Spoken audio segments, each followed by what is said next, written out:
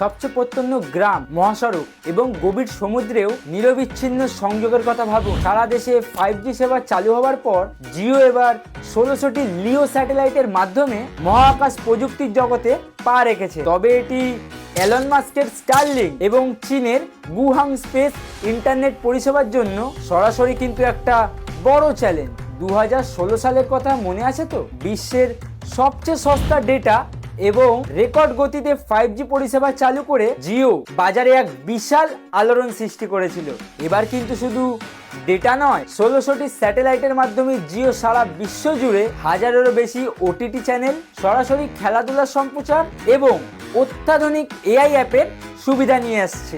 বিশ্বব্যাপী বিশাল সংখ্যক মানুষের কাছে পৌঁছানোর লক্ষ্যে জিওর 53 কোটি ভারতীয় গ্রাহক সংখ্যা তো কেবল শুরুমাত্র। সত্যি এটি একটি বিশাল ব্যবসায়িক উদ্যোগ।